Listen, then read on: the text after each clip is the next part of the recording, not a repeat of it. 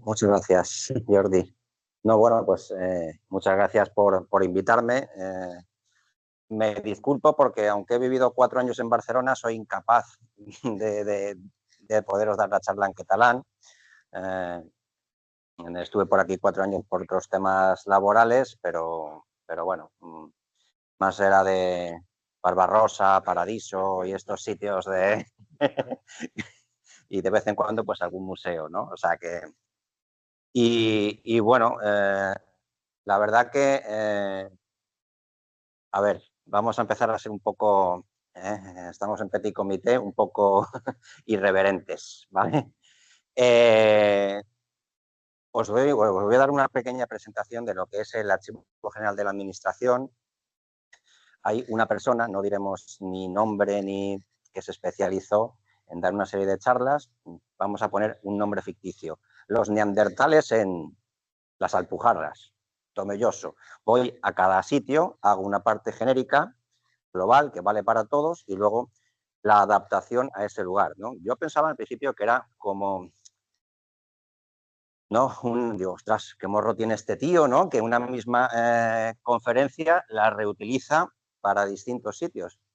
Y al final yo me veo que he hablado en Madrid, en Alcalá de Henares, en Burgos, en Aranda de Duero y en Barcelona. O sea que estoy haciendo exactamente lo mismo que hacía esta persona, pero bueno, ahora lo veo de una manera distinta, ¿no? De tener un conocimiento tan amplio sobre el tema que te permite adaptarlo a allí donde vas y enfocarlo a las personas que van a escuchar esa charla, ¿no? Entonces, eh, eso por un lado. Por otro lado, Jordi y yo nos dedicamos a la epigrafía romana fundamentalmente. Entiendo que aquí cada uno tendrá sus vicios, sus perversiones, sus gustos y sus disgustos. Entonces, cuando veáis en una pantalla una inscripción, si sois de medieval, pensar que ese mismo ejemplo lo podemos adaptar a época medieval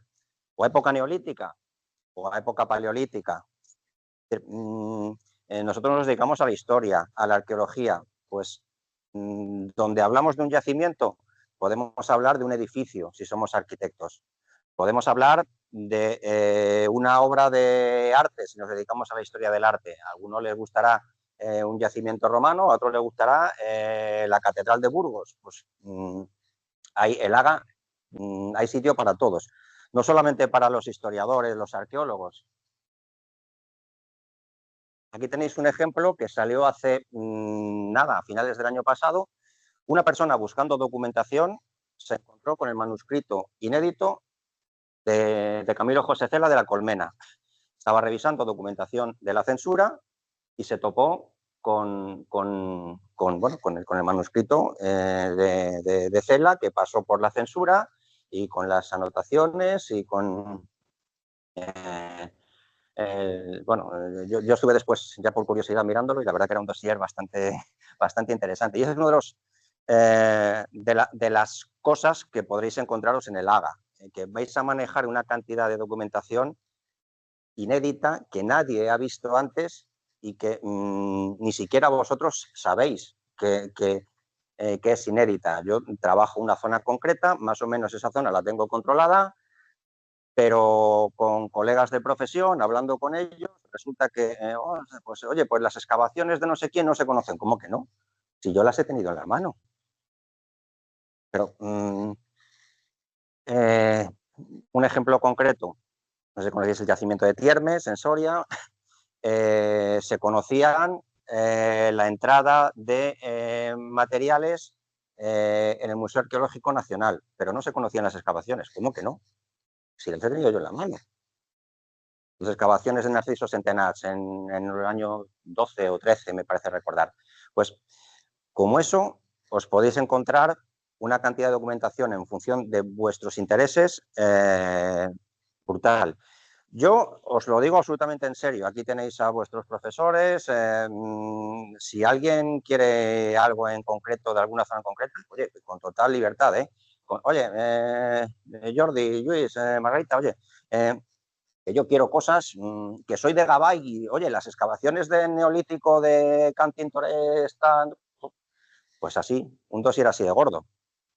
Con toda confianza, si queréis algo de alguna zona que os interese, hacérselo saber a ellos, o bueno, Jordi, que es el que más tiene mi contacto, y él me lo pasa y yo con total tranquilidad os lo paso a vosotros, no hay ningún problema. Es decir, no, aquí hay, es decir, en el AGA hay trabajo para todos, o sea que sentiros libres, ¿vale? Entonces, yo lo único que pretendo hoy es enseñaros qué es el AGA, de dónde viene, dónde está, y a partir de ahí una retahíla con muchos ejemplos de cosas para que os hagáis una idea de lo que os podéis topar allí, de lo que os podéis encontrar.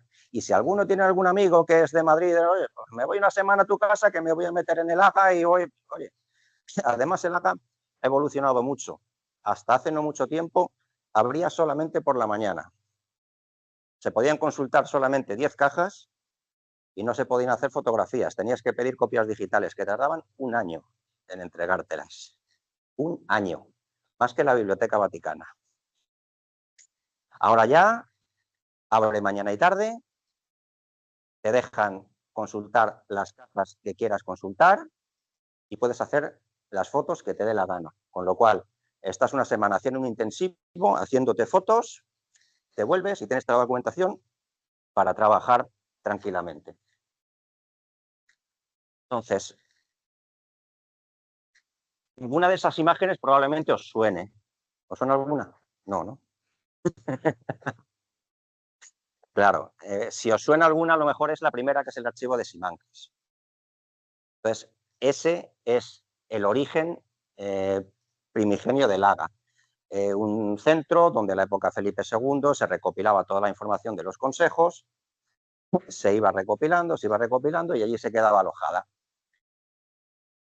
En el año 1858 se decidió que por proximidad a Madrid, por proximidad a los centros emisores de la información, se iba a crear un archivo nuevo. Ese archivo nuevo es el Archivo General Central, que se situó en el Palacio Arzobispal de Alcalá de Henares. En el año 39 se incendió. Se perdió toda la documentación, bueno, parte de la documentación, no toda, parte de la documentación, y el problema es que todos los emisores de esa documentación, todos los ministerios, lo que hicieron fue ir acumulando información, hasta que en el año 1972 se puso en marcha la creación del actual Archivo General de la Administración. Su cometido es retener la información documental. Los ministerios tienen que tener la información durante 15 años retenida. A los 15 años la pasan al museo, al Archivo General de la Administración, y el Archivo General de la Administración es el encargado de hacer un primer filtro para ver qué documentación tiene validez histórica y qué documentación pues no merece continuar manteniéndose, ¿no? Luego al final os pondré un ejemplo de cómo se hace o cómo se hacía esa destrucción de material. Y a los 25 años esa documentación tendría que pasar al edificio que veis abajo, que es el Archivo Histórico Nacional. ¿Cuál es el problema? Que el Archivo Histórico Nacional está totalmente saturado y la documentación se está quedando en el AGA, y no termina de seguir el ciclo. Es un poco la situación que os comentaba antes, el 39 y el 72, toda la documentación se guardaba en sótanos, en locales próximos a los ministerios, amontonada, se hacía limpieza, se destruían documentos para poder seguir alojando otros, en condiciones de humedad que hacían que los documentos se deteriorasen, hasta que, como os decía, en el año 72, por un Real Decreto, se pone en marcha este Archivo General de la Administración, que es el más reciente de los archivos del Estado. Y para que os hagáis una idea de la magnitud que tiene este Archivo General de la Administración, por volumen es el tercero a nivel mundial. Después los archivos generales de Washington y la ciudad de los archivos de, a ver, mi francés no es Fontainebleau, ¿vale? Pues el siguiente es el Haga. La pregunta que os lanzo, ¿vosotros creéis que el Archivo General de Administración, hay más archivos generales de administración o hay solamente uno? Más. Desde que se hacen las competencias, la transferencia de competencias a las comunidades autónomas, cada comunidad ha ido creando sus propios archivos. Aquí tenéis el de Cataluña, el de Madrid, el de Valencia y el de Castilla-León. Unos han ido creando edificios nuevos, otros han ido reutilizando edificios ya existentes, como el caso del de Castilla-León en Valladolid. Podréis encontrar documentación similar a la que hay en el Haga, pero con fechas más recientes. Y bueno, esto es un poco una imagen de la construcción de este archivo con dos personas claves. La persona que ideó, que gestó la creación de este archivo, que es Luis Sánchez Belda, que era director general de Archivos y Bibliotecas, fue quien decidió o inició la creación de un archivo para que la documentación no estuviese en los ministerios, pudiese moverse a sitios donde se almacenase, la gestión de los ministerios fuese mucho más ágil, mucho más rápida. Y con este señor, vosotros y yo tendríamos un problema. Porque él lo que pensaba era que la información del Archivo General de la Administración solamente sería accesible para las personas que trabajaban en la propia administración. La apertura al público general tendría que ser restringido, tendría que ser solamente de documentos que tuviesen fecha de creación anterior a 30 años y que tuviesen un valor histórico. Claro, ¿cómo definimos qué es el valor histórico de un documento? Para unos sí que tendrá valor histórico un documento, para otros no. Y además con un agravante mayor, ¿no? Y es la propia mentalidad de la época, pues, o del señor Luis Sánchez Belda, pues al final lo que venía a decir era: ojo, porque la información puede caer en manos de personas que a lo mejor pueden tergiversar la información, ¿no? Entonces, era muy reacio a que esa información llegase a un público general, a un público como vosotros, investigadores, que fueseis a buscar la documentación que consideraseis oportuna, ¿no? Y el otro es el ejecutor, el arquitecto Juan Segura del Lago, que fue el que empezó este archivo en el año 1969, pero murió antes de terminarlo. En el año 76 es cuando se terminó la construcción del archivo, aunque de forma masiva empezaron ya a entrar fondos a partir del año 72. Antes de estar terminado ya estaba recibiendo fondos.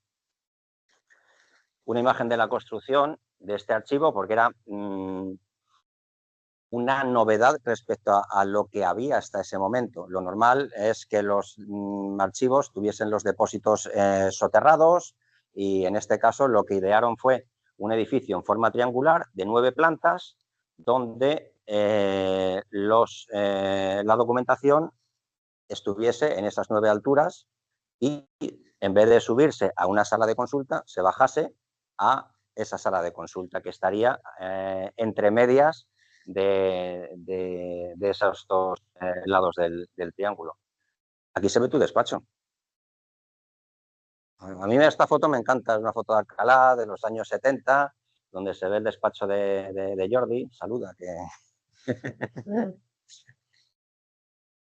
Entonces, el resultado fue lo que veis ahí, un edificio en 9 alturas con más de 40.000 metros cuadrados, casi 30.000 dedicados a depósito, y donde ahí tenéis de esos 172 kilómetros de estanterías.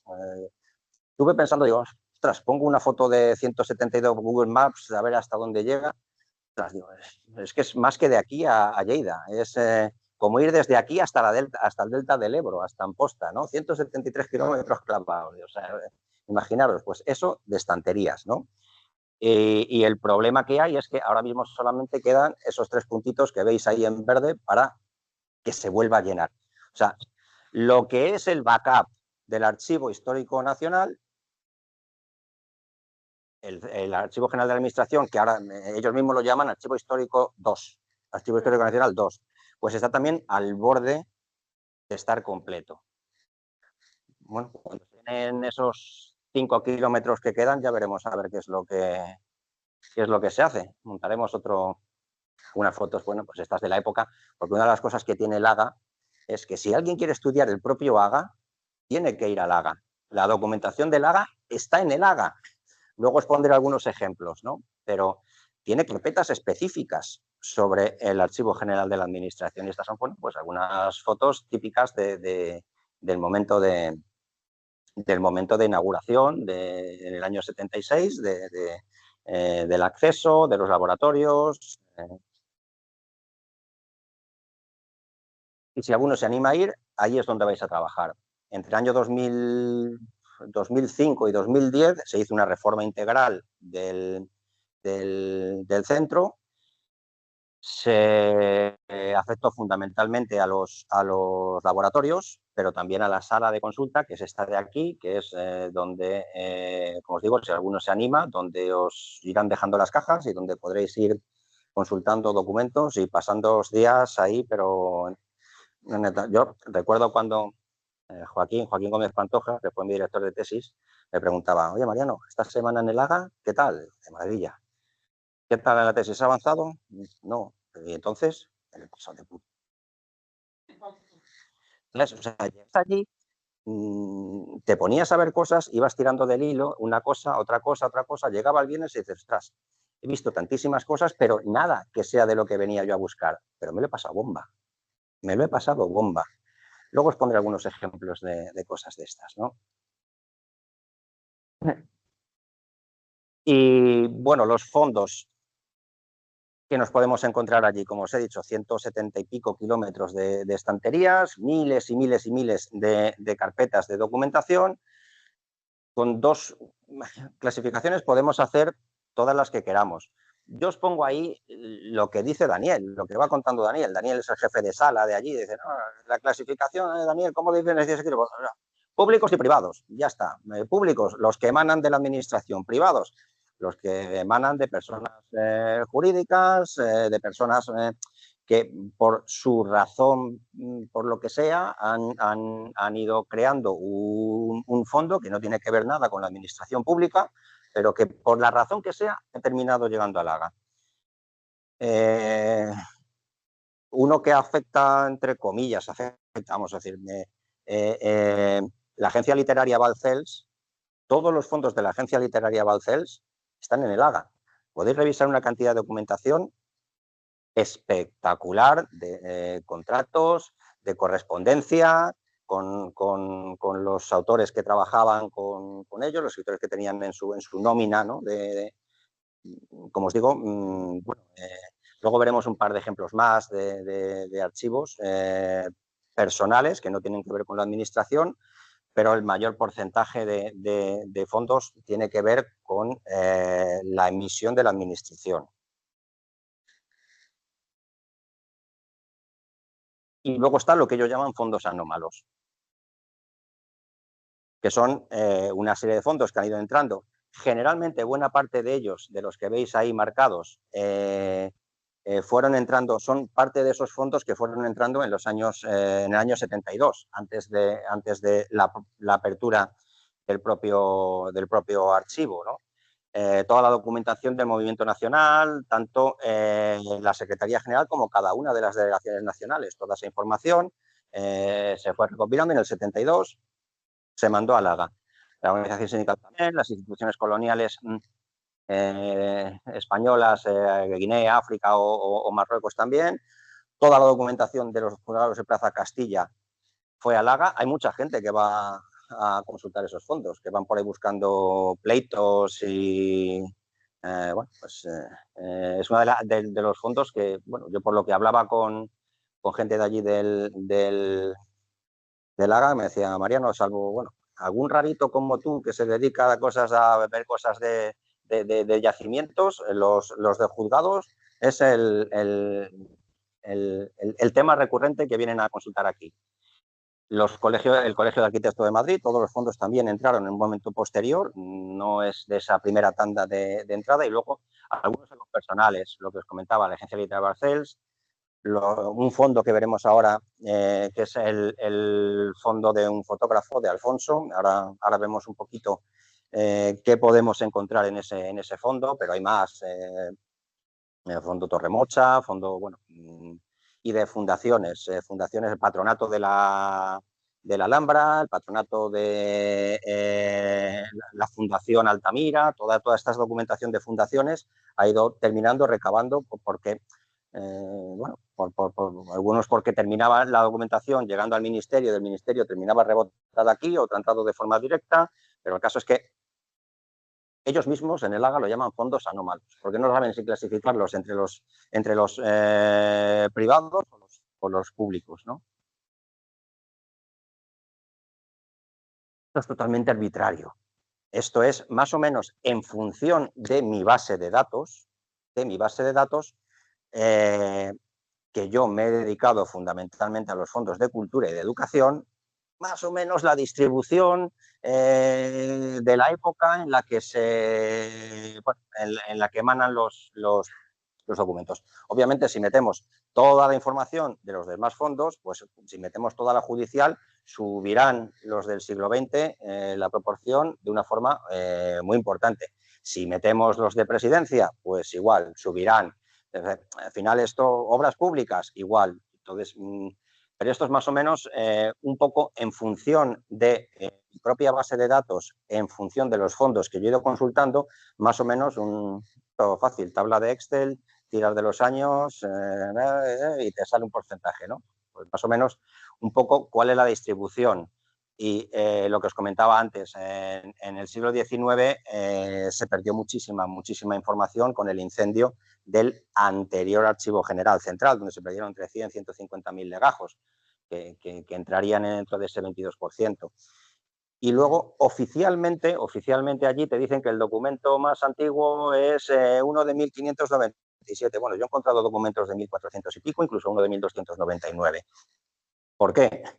Porque la propia documentación del AGA ni siquiera está bien clasificada. A ver, no es que no esté bien clasificada, no se ha revisado la totalidad de los fondos y a lo mejor tú solicitas información de una caja que no está, bueno, está siglada la caja, pero nadie ha revisado el contenido, con lo cual, bueno, pues vas encontrando cosas o no se han ido viendo todos los documentos y ese documento de 1299 realmente estaba asociado a otro documento y estaba dentro de ese otro documento, de esa carpetilla. Por lo que sea, alguien no lo ha revisado esos fondos y no los han tipificado, ¿no? Pero hay documentación de muchísimo tiempo. Yo me voy a centrar en dos aspectos, solamente para explicaros un poco a grandes rasgos qué es lo que hay en AGA. Uno, los fondos fotográficos y otro, los fondos documentales. Los fondos fotográficos los vamos a ver a través de algunos de esos archivos personales o institucionales que hemos comentado. Y los fondos documentales haremos un repaso pues, por 4 clasificaciones que son tan válidas como cualquier otra que queráis hacer vosotros. Y lo que voy a intentar es explicaros dentro de esos 4 fondos algunos ejemplos, en medida de lo posible, ejemplos catalanes, por si acaso alguno, oye, pues tiene interés por revisar algo y bueno, esto supongo que sabréis lo que es. ¿Os suena? Está aquí al lado. Esto es una... ¿Dime? Bueno, esto es la villa romana de Can Llauder que hay en Mataró. Sin proteger la villa romana se creó toda esa estructura, como bien dices, de campo de fútbol para, bueno, pues para delimitar el espacio del el yacimiento y para protegerlo. Pues esta es una foto de los años, si no recuerdo mal, 20 y tantos o 30, que está dentro de uno de los fondos gráficos que tiene el Archivo General de la Administración.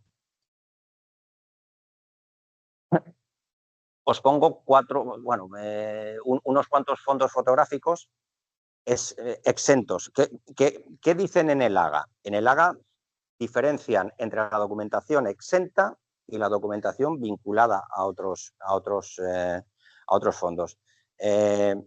Documentación exenta, pues en el caso de las fotografías, pues cada uno de estos fondos corresponden a una entidad completa, que puede ser el Fondo Alfonso, el Fondo Torremocha, la Dirección General de Turismo, la Junta Delegada de Defensa de Madrid y los fondos de medios de comunicación del Estado. Es decir, cada uno tiene una entidad propia, sus fechas límites, un número determinado de fotos dentro de ese fondo que está asociado. Ahora os explicaré 2 o 3 ejemplos, y una temática y unas características. Realmente, aunque los números son grandes, 600.000, 150.000, 10.000, 250.000 fotografías, esto es nada comparado con las fotografías que hay en los fondos que no son exentos. Es decir, las fotografías asociadas a las memorias de excavación, a las rehabilitaciones de edificios, a las entradas de hallazgos arqueológicos en los museos. Hay muchísima más documentación rastreando, escarbando en esa documentación que en estas entidades o estos grupos que son que tienen su entidad propia. Para nosotros, los que nos dedicamos a la historia o a la arqueología,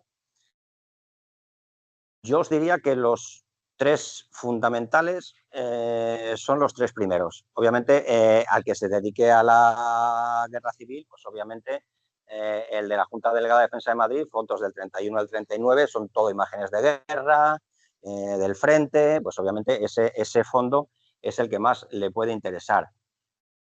Pero el Fondo Alfonso nos da una visión bastante completa de cómo era la sociedad española en la primera mitad del siglo XX.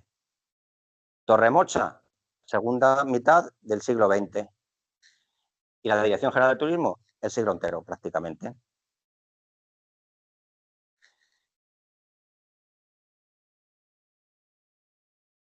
Esto es, cuando llegáis al AGA, antes de entrar a la sala, a la derecha tenéis esto. Esto es el fondo, esto es el estudio del fondo fotográfico de Alfonso. Ese que os he comentado, que es la representación viva de la primera mitad del siglo XX. Alfonso era un señor que empezó a trabajar en otro estudio, en el año 97 montó su propio estudio fotográfico, le siguieron sus 3 hijos, hicieron miles y miles de fotos y en un momento determinado, en el año 90, el Estado compró todo su fondo, todas sus fotografías, todos sus negativos, hasta el estudio. Este es el estudio de Alfonso en el que realizaba, bueno, pues fotos para el DNI, pero luego salía a hacer fotos por la calle, ¿no? Entonces, arqueología, pues este nos patina un poco, ¿no? Este es más para la vida social, fotos de inauguraciones, fotos de políticos, fotos de, bueno, del Madrid de la primera mitad, aunque hay de más sitios, pero a este señor sus fotografías las estamos reproduciendo, las estamos viendo en todas partes sin saber que son de él. Esta foto, si vosotros os metéis en Google y ponéis inauguración Metro Madrid, buscar imágenes, os va a salir esta foto hasta la saciedad. Nadie dice Alfonso, pero es una fotografía del fondo Alfonso y que os muestra un poco cómo él catalogaba su propio archivo, ¿no? Tenía la foto y tenía la ficha donde indicaba que era inauguración Metro, Sol 4 Caminos, el año 1919, donde tenía localizado el fondo, la foto dentro de su archivo, un poco para organizarse él dentro de, bueno, pues si tiene que hacer cualquier búsqueda.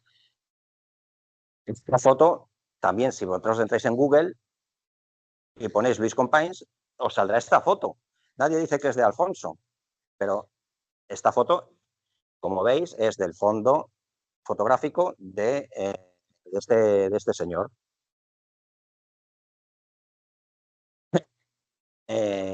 Además de lo que os decía, retratos de señores y señoras de la época, tal, pues iba buscando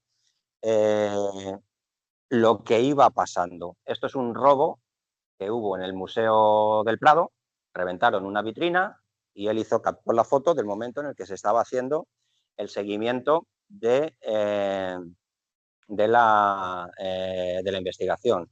18 objetos de un mismo fondo que se los llevaron y al final se terminó descubriendo que el ladrón era el conserje. Y luego fotos, esta también es bastante conocida. Es una foto de edición de un cadáver que hace Ramón y Cajal y que además, fijaros abajo, para Alfonso, Santiago, Ramón y Cajal, dedicada. Bueno, pues oye, tenía sus propias... bueno, de hecho, esta foto conocemos el nombre de cada uno de los participantes en esta disección del cadáver. Como os digo, si entráis en Google, la tenéis hasta la saciedad. No dicen que es de Alfonso, pero aquí lo tenéis, ¿no? ¿Dónde estaba?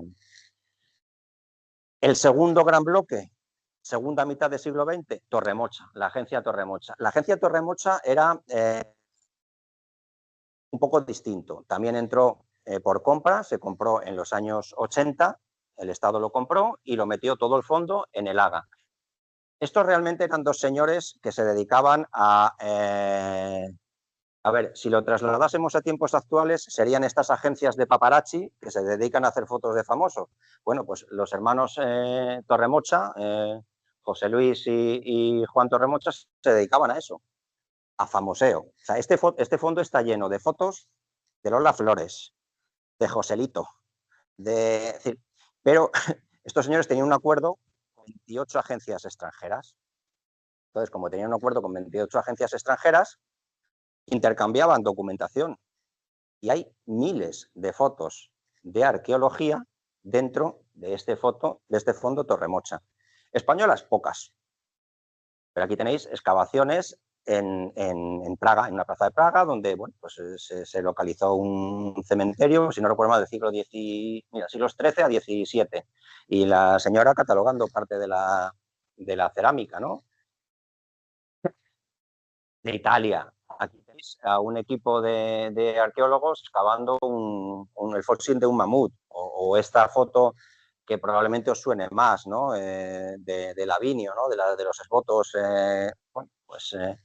y luego esta es de nuestra perversión, ¿verdad, Jordi? O sea, Ara Júpiter reutilizada en una excavación en Eslovaquia, ¿no? En Eslovaquia, correcto. Y la otra, pues es de Pompeya. Son las típicas imágenes que veis de los muertos, ¿no?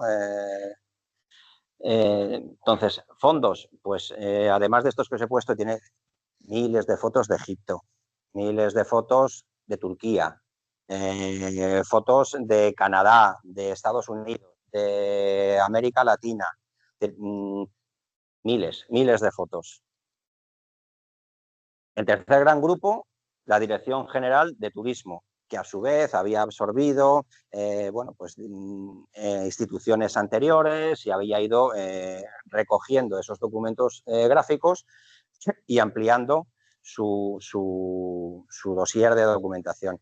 Esta es simplemente un dibujo de Theodor Mommsen, que, oye, pues me hizo gracia cuando lo encontré y, oye, pues... pero ahora está de moda esto, ¿no? Salió hace poco, ¿no? La solicitud del País Vasco de que el Guernica lo manden otra vez de forma temporal al País Vasco para conmemorar tal. Pues aquí tenéis las fotos de cómo vino el Guernica desde el MoMA para ponerse en el Casón del Buen Retiro, en Madrid. Ahí tenéis la foto primero de cómo llegó, segundo, desenrollando, y tercero ya levantando, y aquí la foto de todo el equipo con el director general de Bellas Artes Javier Tusell en medio, que es quien gestionó toda esta negociación para que el Guernica volviese a España. Perversiones de Jordi Mía, inscripciones. Inscripciones, estas del Museo de Cartagena, alguna, no recuerdo mal, estaba ya perdida. Entonces, muchas veces estas imágenes lo que nos hacen es demostrarnos que por el camino se nos van olvidando las cosas, o como dice Jordi, que las inscripciones tienen patas. Que no sabemos dónde han acabado, no recuerdo cuál era, pero sí que recuerdo que las estuve mirando una por una en bases de datos y había alguna que no aparecía, que quedaban como perdida. Pues estas fotos lo que nos dan es una imagen de cómo estaban las cosas y de qué hemos ido perdiendo por el camino. Museo de Huelva, en las inscripciones por ahí tiradas, tochos por ahí que, bueno. Y esta no es nada, esto simplemente es que me hacía gracia, ¿no? Porque es como hacemos nosotros cuando encontramos una inscripción por ahí tirada en un pueblo, nos agachamos, la medimos, pues es que se hacían las cosas exactamente igual que como lo hacemos nosotros. ¿Cuántas fotos tenemos nosotros haciendo estas cosas? Pues 50.000, pues. Y os pongo unos cuantos casos catalanes, ¿vale? De Barcelona. Esto es el descubrimiento de una escultura en la muralla de Barcelona. Esto, si no recuerdo mal, era del año 64, lo pone arriba. ¿Vale? El momento del hallazgo, ¿no? Como van tomando notas. Probablemente sepáis vosotros mucho más de dónde está esto que yo. Yo tengo la foto del momento, no de por dónde anda. También un hallazgo de una lápida romana, el momento en el que se extrae de la muralla también, si no recuerdo mal, ¿no? Plaza de San Ivo, esto está aquí al lado de la catedral, ¿no? Si no recuerdo mal. Pues igual. Y aquí tenéis a Pera de Palol explicando a las autoridades otra inscripción encontrada en la muralla. De Pera de Palol hablaremos a lo largo de la mañana unas cuantas veces, ¿no? Y ahora ya nos metemos con los documentos, con la brutalidad de documentos que podéis encontrar en el AGA. Estos son los fondos que tipifica el AGA, el cuadro de referencia donde ellos tienen metidos cada una de la documentación en función de dónde ha llegado. Claro, obviamente, como os puse antes, en el momento en el que en el AGA se entra la información, no están pensando en que nosotros vamos a ir dentro de X años a mirar eso, a esa documentación. Entonces, dentro de todos esos fondos, nosotros podemos encontrar cosas fundamentalmente para nuestro interés, fundamentalmente en cultura, fondo 3, y educación, fondo 5. Pero también hay cosas en obras públicas, sobre todo, bueno, el tema de regiones devastadas, rehabilitaciones de edificios, asuntos exteriores, excavaciones fuera de España, y en África un poco lo que os decía antes, ¿no? Todo el tema de la documentación de Guinea, de Marruecos, de Sáhara, y bueno, excavaciones del Ixus, excavaciones de Egipto, se distribuyen por distintos sitios, ¿no? De todos ellos, los que más, como os digo, los que más nos interesan a nosotros son cultura y educación. Eso formado por 76 álbumes, 500, 375, eso es ficticio. Realmente son miles y miles de carpetas para revisar. Como os digo, muchas veces mal tipificadas. Luego os enseñaré algún ejemplo. Y luego lo que es importante, sigue entrando mercancía. Como me dedico a la logística, para mí es... siguen entrando documentación. Eso que pone fondo RGE 2023, eso para mí es una gozada. Yo llevo tanto tiempo yendo al AGA que ya me conocen y me dejan acceder a documentación que todavía no es accesible. Esta documentación entró en el año 23, es una remesa de un montón de carpetas donde hay fundamentalmente documentación relacionada con películas, cine y arqueología. Desde los años 80 hasta el año 2004. excavaciones hechas por España en Pompeya, en Testacho, en Jerusalén, en Egipto y en un montón de lugares de España. Igual que el fondo 3 va cualquiera y puede revisar, ese fondo, si no vas específicamente a decir que quiero del fondo RGE la carpeta tal, no está ni siquiera registrada en las bases de datos propias. A mí me dejaron acceder a ella y a esas carpetas y, oye, desde entonces, pues ahí he descubierto un filón que es una auténtica maravilla. Entidades emisoras, todas las que queráis. No. Entonces, ya sabemos qué es el AGA, cómo se hizo el AGA, qué es lo que hay en el AGA y ahora vais al AGA, ¿vale? Os vais un fin de semana, una semanita a Madrid, Alcalá de Henares, llegáis allí, lleváis el DNI, que es lo único que hace falta, llevar el DNI. Cuando te llevas el DNI, entras, te mandan al jefe de sala y entonces les dices, la primera vez que llegas allí, claro, tienes que pasar el filtro del jefe de sala, ¿no? Y, oiga, ¿usted a qué viene aquí? Yo, mire, oiga, yo vengo aquí a buscar cosas de arqueología. Y te dicen, vale, 5.1.331/1034 a 1036. Bueno, realmente 1040 más que 1036, pero bueno. Y ahí es donde hemos empezado todos, ¿eh? Todos hemos empezado por esas cajas.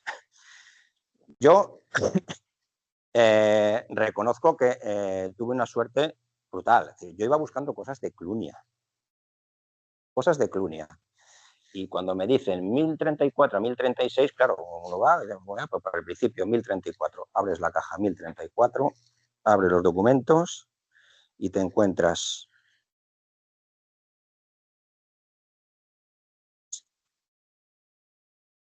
excavaciones de Narciso Centenars en Clunia en 1913. ¿Cómo? Si aquí todo el mundo dice que Clunia las primeras excavaciones fueron en 1914 por Ignacio Calvo. ¿Eh? Y ya te pones a rastrear, te encuentras un dossier. Es una señal. La primera vez que vengo al AGA a buscar cosas de Clunia, entre los millones de documentos que hay, me encuentro uno de Clunia y encima inédito. Ostras, ¿qué más se puede pedir? Entonces, te empiezas a encontrar cosas como que cuando lees la memoria de este señor, empieza a decir que las termas son termas, porque había restos de tuberías quemadas, tal, pero es que cuando vienen los que venían detrás, no hablaban de que las termas fuesen termas, decían que eran otra cosa. Y ya hasta que, ostras, pero si es que el primero que lo encontró tenía razón. La verdad que ya pues empiezas ahí a indagar. Luego ahora os pondré otro documento que también estaba en esa misma carpeta que me llamó mucho la atención, que es de aquí de Cataluña, ¿no? Entonces, dentro de estos, bueno, me he pasado una diapositiva rápido para enseñaros esto, pero tenía que haberos enseñado la anterior, que es donde decía, vamos a hablar de 4 grupos. El primero, excavaciones y hallazgos. El segundo, edificios. El tercero, personas. El cuarto, museos. Bueno, pues estamos en el primero, excavaciones y hallazgos. En excavaciones y hallazgos, pues obviamente lo que vais a encontrar son memorias de excavaciones y hallazgos arqueológicos. No tiene mucha ciencia. Miles, miles, miles y miles de documentación de este tipo. Muchísima inédita, muchísima. Una anécdota. Yo al final voy buscando lo que voy buscando en la zona de influencia mía. Pero cuando un amigo sé que está trabajando en una zona, pues ya dices, ostras, Javier Salido, está excavando en el Boalo, en Madrid. Oye, mi hijo Javi, mira, que me he encontrado esto del Boalo, tal, no sé qué, no tanto. En aquellos momentos yo conocí a Javier Andreu, que es el director de las excavaciones de los Bañales, ¿no? Y ya, bueno, pues hablando con él, ostras, Javier, pues que me he encontrado todas las memorias de Galia y de los años 40. Si no fastidies, pero si se conoce una o dos, el resto no se conoce. Pues yo las he tenido en la mano, pero como no te conocía, pues obviamente no ando a ver. Bueno, pues no he vuelto a dar con la puñetera carpeta en 12 años. En 12 años no he vuelto a dar con la puñetera carpeta y he tenido esas excavaciones en mi mano, ¿no? Entonces, pues os digo que te puedes encontrar lo que no te puedes ni imaginar. Esto es lo que os pongo ahí, Clunia antes de Palol. Pero luego veremos el proceso por el que Palol llegó a Clunia, que es curioso. Pero Clunia, como os decía antes, se excavó con Narciso Centenach en el año 12. Después vino Ignacio Calvo un par de años. Después vino Blas Taracena en los años 30 hasta la guerra. Ahí se quedó en el olvido hasta el año 58, que entró de Palol a excavar ya sí de forma sistemática. De hecho, ahora, bueno, pues siguen excavando sus discípulos, ¿no? Tuset y, bueno, o sea, sí, Tuset, bueno, pues sigue habiendo una continuidad. A mí lo que me llama la atención es que, más allá de sus propias excavaciones, Palol tenía alguna obsesión y algún problema, ¿no? La primera obsesión que tenía era los materiales de Clunia habían terminado siendo desperdigados por distintos sitios. Museo Arqueológico, Taracena excavó en los años 30 y se llevó los materiales a Soria, y él lo que quería era montar un museo en el yacimiento, y para eso se dedicó a tratar de recopilar todos los materiales que se habían llevado de las excavaciones precedentes para alojarlos en el museo que quería montar. Y ahí es donde veis, Taracena se llevó a Soria y me dijo que los tienen almacenados, en cierto modo, joder, voy a hacer un favor, están ocupando un espacio que si me los traigo yo, pues tenéis sitio para poder seguir metiendo cosas, ¿no? Entonces, ¿sería posible que estos materiales de Clunia, que son de Burgos, vengan a Burgos? Pues esta era una de sus obsesiones, crear un museo propio en el yacimiento con los materiales del propio yacimiento.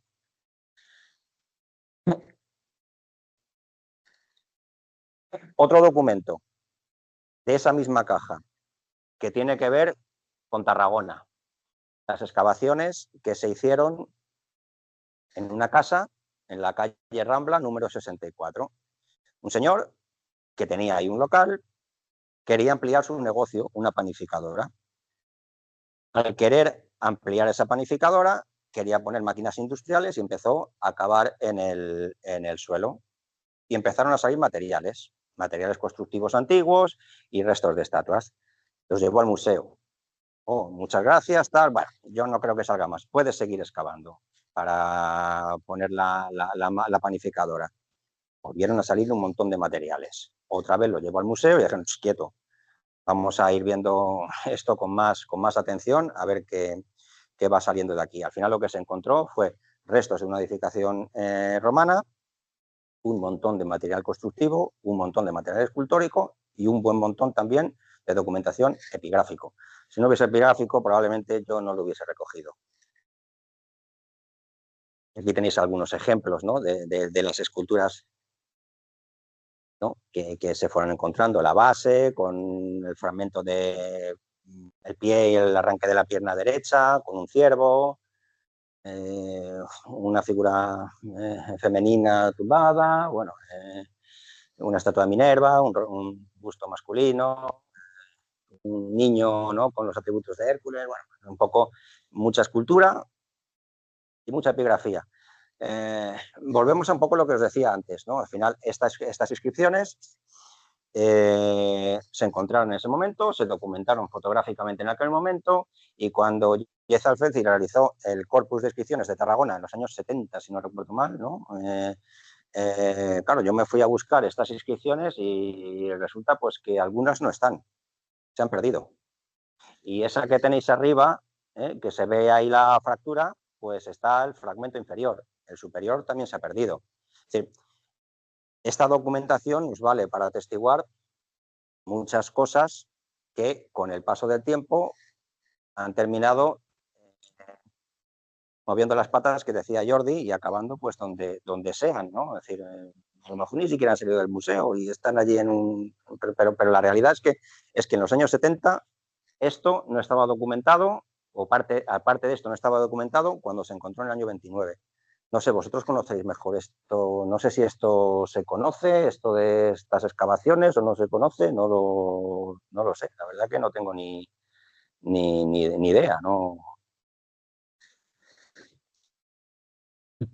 Que lo publique el que lo quiera. que lo publiquen ellos. El que lo quiera, se lo pasamos y que trastee y sí, que lo publique, no hay ningún problema. Y luego lo que decía, perversiones nuestras, miliarios, vamos buscando inscripciones, ¿no? Este es el hallazgo de un miliario en Vilasar, ¿no? Anejo número 2, hay el anejo 1, el anejo 5, el anejo 7, esto es una documentación así de gorda y donde hay pues una petición para que este miliario termine en el Museo de Mataró y firmado por, no lo sé, son como 10 páginas con, no lo sé, 25 firmas, 30 firmas por cada página, debió firmar todo el pueblo de Vilasar, ¿no? Para que se mantuviese el... Entonces, bueno, esta es la memoria del hallazgo, cómo se encontró, dónde estaba, la petición para que termine en el museo, la descripción de la pieza, bueno, un poco otro ejemplo de otro miliario de la zona de Vic, de Tona. Exactamente igual. Misma documentación, con la condición del hallazgo, quién se lo encontró, qué es lo que pone, oye, esto hay que llevarlo al museo, y esto está, de hecho, ahí tenéis la foto del Museo de Arte Medieval de Vic, donde está ahora mismo la inscripción. Esta a mí me encanta, porque yo cuando vivía en Barcelona y me dedicaba a pasear, iba mucho por ahí, por la plaza de la Villa de Madrid, donde están todas las cupas. Entonces, claro, cuando encontré esta documentación sobre el hallazgo de una de las cupas, pues, ostras, pues ostras, me hizo ilusión. Entonces, claro, cuenta un poco,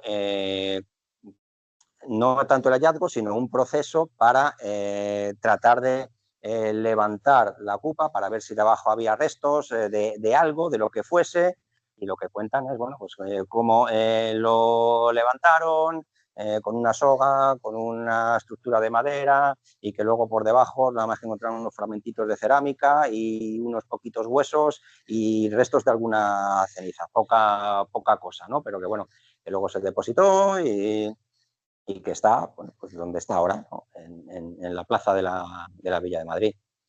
Y con esto ya acabo las excavaciones.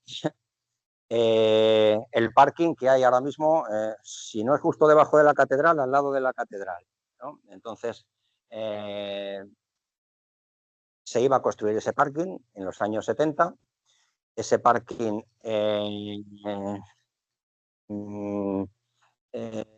iba a afectar a unos restos arqueológicos, entonces se hizo una contrapropuesta para decir, ostras, pues si lo hacemos de esta otra manera, no afectamos a los restos, resultando de ello, en el nuevo proyecto que acompaña, para que de considerarse adecuado, se proceda a tratar de salvar esos restos de una villa suburbana de los siglos II, III, decorada con pavimento de mosaico, tal, y los restos de un acueducto romano. Y al final, bueno, pues se adaptó la estructura, la nueva estructura, al parking. La foto la hizo Jordi de cómo al final queda el plano del parking. Vale, voy a ir... estos son algunos ejemplos, pero os pongo aquí unos pocos de cosas catalanas que podéis encontrar, unos dosieres espectaculares, por si alguno se quiere animar. La villa romana de Tarrasa, que está mezclado con un montón de documentación de Badalona, que es otra de las cosas bonitas del AGA, que tú estás buscando una cosa, cuando sacas una carpeta te encuentras esa cosa y 5 más, que no tienen nada que ver. Pero oye, ostras, pues no te llevas la sorpresa, ¿no? Entonces, las villas romanas, muchísima documentación de Tarragona, como os podéis imaginar, una barbaridad. Y lo que os decía, las minas de Cantintoré de Gavà, pues si alguno es de allí, pues planos, memorias, fotografías, bueno, pues un poco de todo, pero unos dosieres auténticamente espectaculares, espectaculares. Y estos son algunos ejemplos, pues para que os hagáis, esto es, por decirlo de alguna forma, documentación de excavación concentrada en un mismo fondo. Es decir, si quieres buscar cosas de Tarragona, entre el 22 y el 25 hay 15 carpetas seguidas donde hay excavaciones de esos años relacionadas con Tarragona. Lo que pasa que lo que os digo, que cuando vais abriendo cajas os vais encontrando muchísima más documentación que complementa a esta, que sí que está unificada en un mismo documento, en un mismo fondo, perdonad.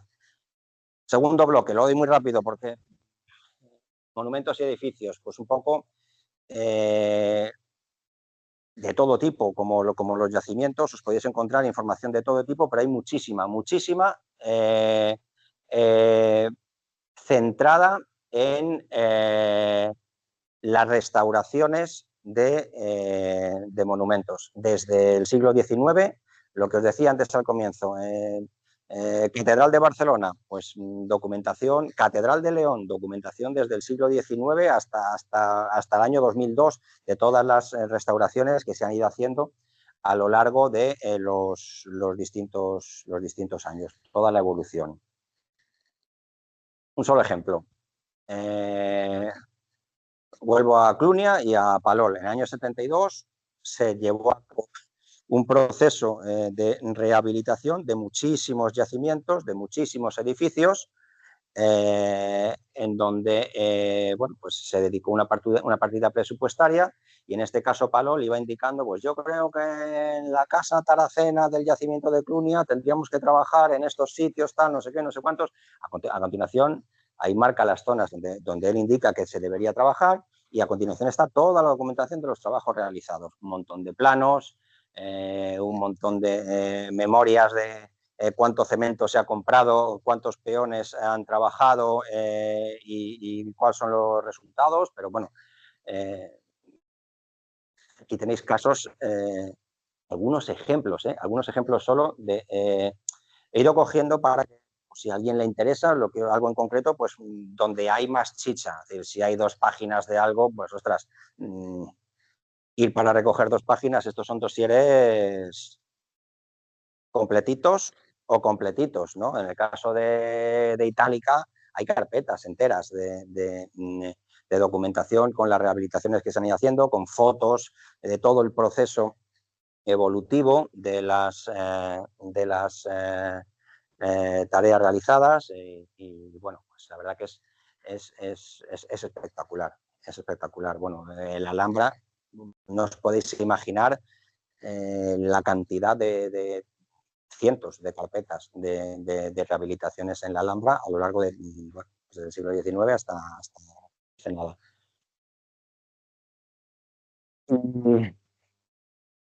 Para mí, este es el fondo que me hacía perder tiempo, el de las personas. Bueno, vamos a poneros aquí cosas que serían impublicables.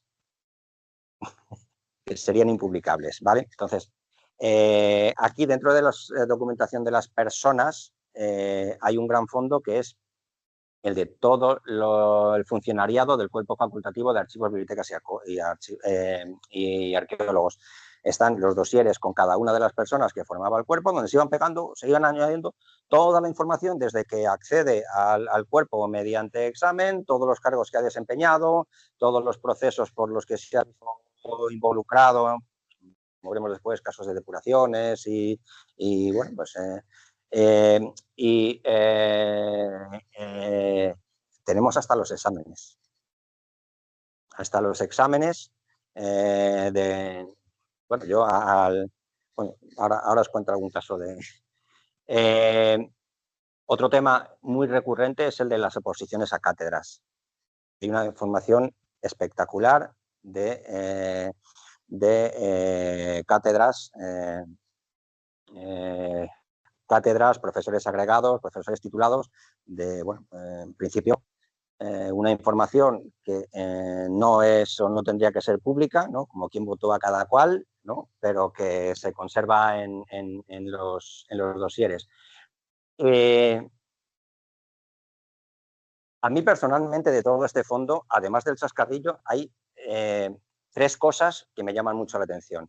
Ellos presentaban la cátedra, se presentaban a la cátedra, tenían que entregar todas sus publicaciones, hacer un trabajo específico para la cátedra y hacer un estudio sobre concepto, método y fuentes de arqueología, epigrafía, numismática, epigrafía y numismática si la cátedra era solamente de esa temática.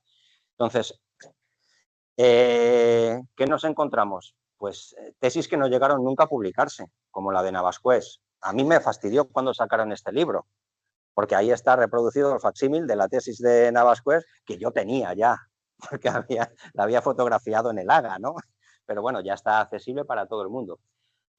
Trabajos inéditos. Miguel Tarradell hizo un trabajo que presentó en su cátedra, ahora veremos algo sobre esa cátedra porque es muy... sobre el Ixus, 3 tomos, cada uno de gordo, que yo pensaba que era su tesis, pero claro, ya luego cuando sigues rebuscando, encuentras que su tesis es la cultura del Algar, y dices, ostras, ¿y esto qué demonios es?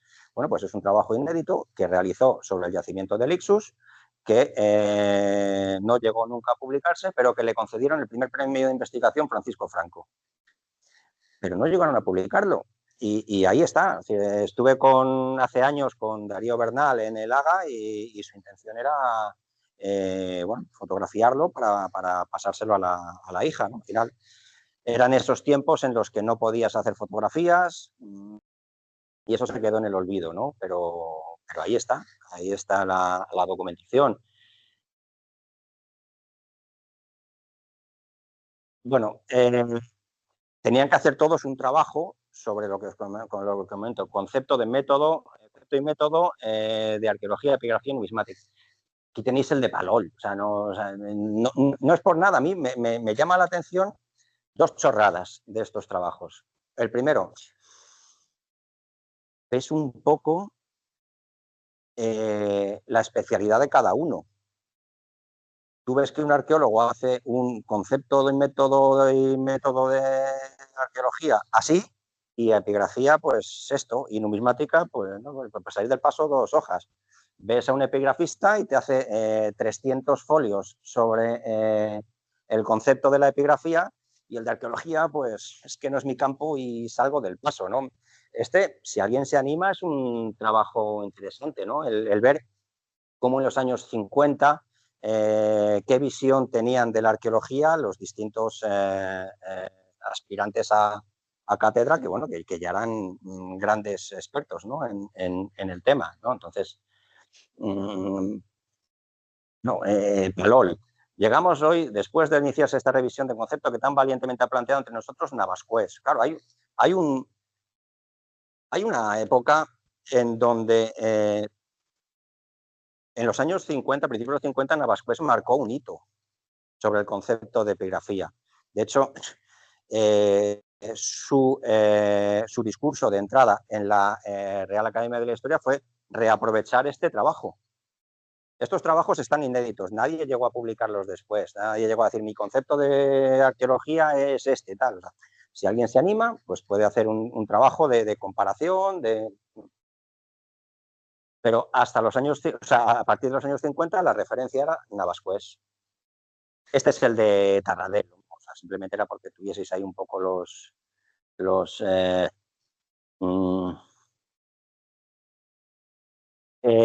la otra cosa que me llamaba la atención, al final, ostras, eran otros tiempos. Nosotros ahora cogemos el ordenador, escribimos, Word nos marca en rojo cuando tenemos una errata, ¿no? Y ya está, nos la corrige solo y demás. Pues aquí, ostras, pues veis ahí algunos tachones, aquí, ¿no? Por algunas líneas. Bueno, este es de los que menos, pero absolutamente todos los trabajos de esta época, todos tienen sus tachones, menos uno.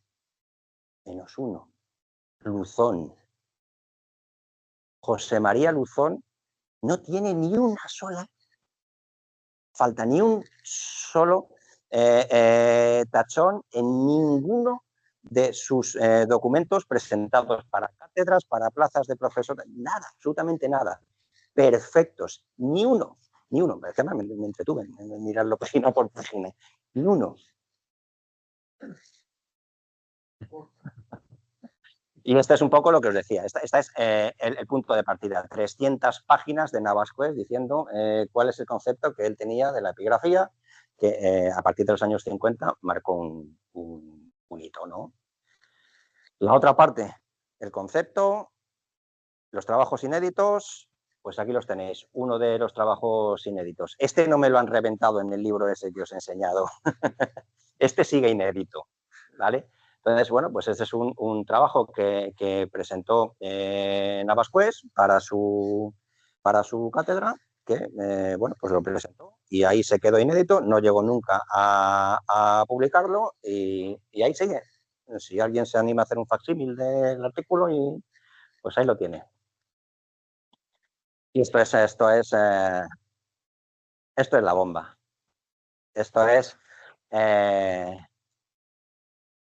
no conoceréis a estos personajes, ¿no? Los señores que están aquí. Bueno, vosotros sí, probablemente. Pero, bueno, pues os voy a poner un ejemplo de una de estas cátedras. Vamos a pasar rápido el chascarrillo, pero nos vamos a detener en cómo era el proceso. Aquí tenéis a Miguel Terradel, a Pere de Palol, a Jordá, a Miguel Ángel García Guinea, a Blanco Fraijeiro y a Gratiliano Nieto.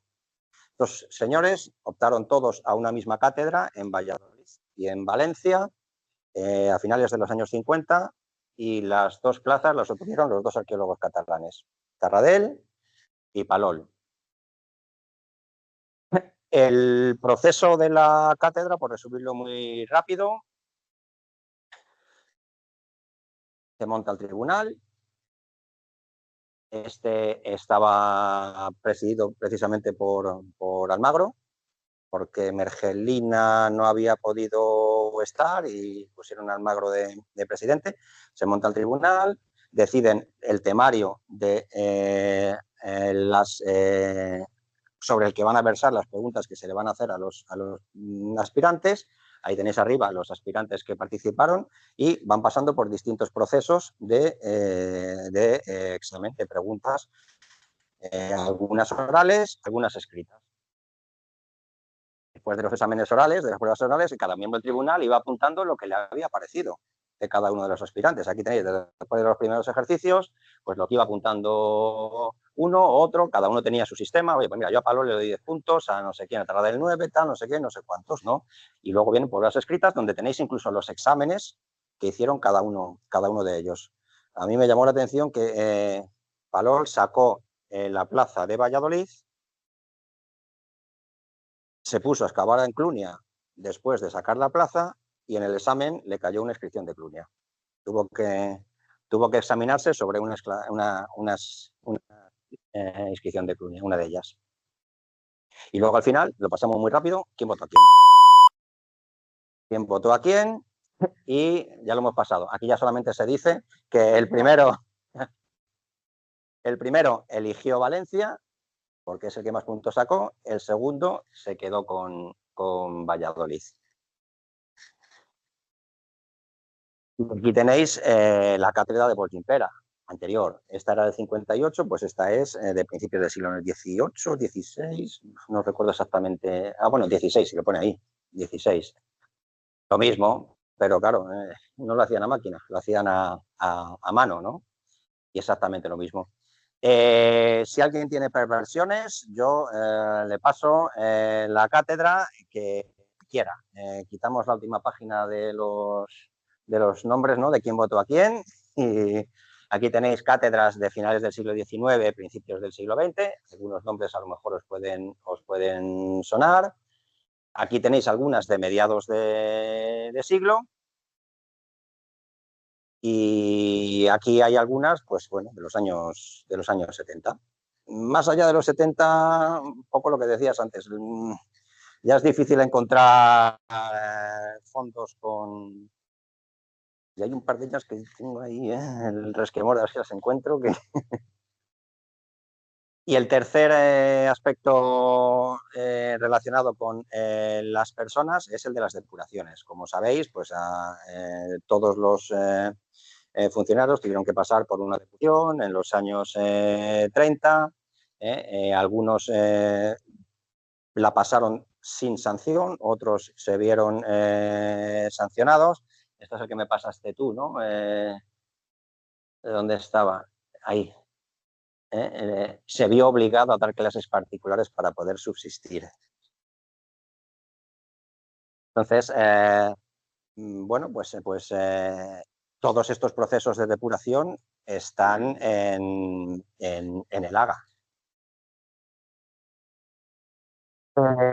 Museos, para abreviar, ¿vale? Vamos a... ¿no? ¿Le dedicamos 5 minutitos más y ya está? Venga, para abreviar. Entrada de hallazgos en el museo de turno. Aquí todo lo que ha ido entrando y la constatación de las entregas de material. Mucha de esta información, el grueso, es sobre la entrada de mercancía al Museo Arqueológico Nacional. Y simplemente un caso concreto. No sé, esto probablemente sepáis vosotros más que Jordi y yo que estábamos hablando. O sea, un intento de crear un museo epigráfico en Barcelona en el año 32.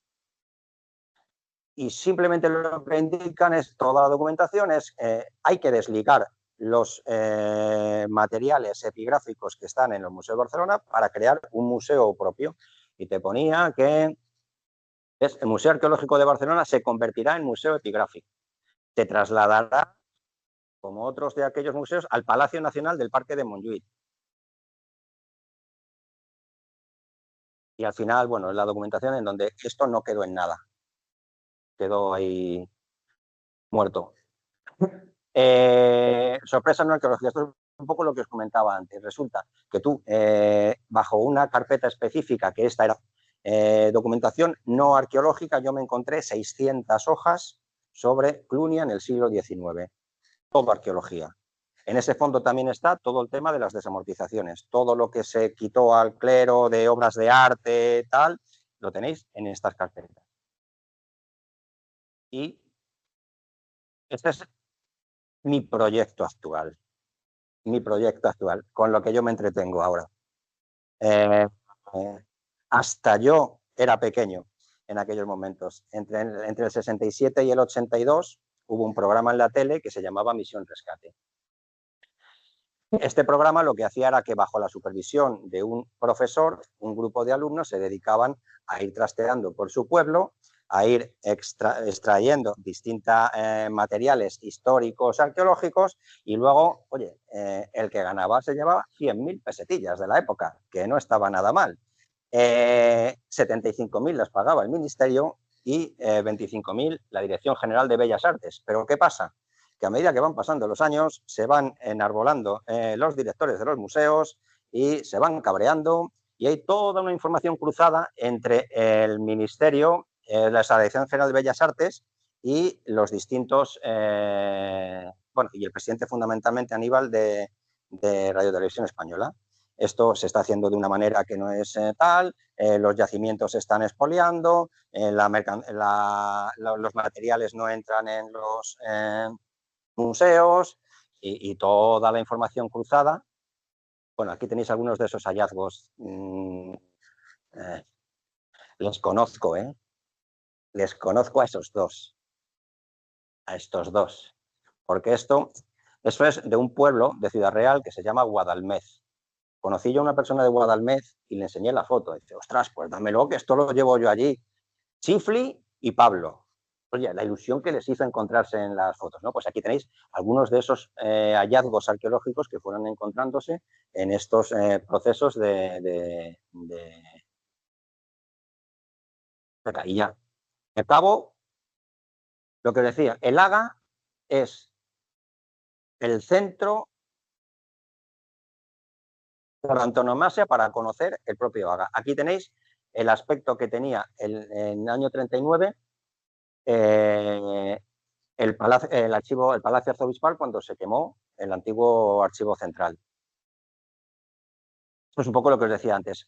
Aquí se ve muy mal, pero aquí lo que te dicen es la documentación que no pasa a ser histórica, hay que destruirla. ¿Cómo la destruimos? Ostras, estábamos utilizando una máquina que lo que hacía era una destructora de papel que hacía tiras de 6 milímetros, que alguien con un poco de paciencia las puede volver a montar. no hay nada como lo que hacíamos antes, que era quemarlos en la cocina. Pero nos han puesto los puñeteros chivatos estos, que cada vez que hay humo, pues saltan. Entonces, tenemos que buscar otra manera de deshacernos del material, ¿no? Ya os dejo. Cómo se excavaba antes y cómo se excava ahora, ¿no? Claro, aquí no importaba, ¿no? Dedicar un regalo de una cartera de colegio para el hijo de Félix, dentro de los gastos de la excavación, ¿no? Eso es. Por Pina Adrián, gastos de gastos y un juego de pañuelos que regalé a la mujer del alcalde.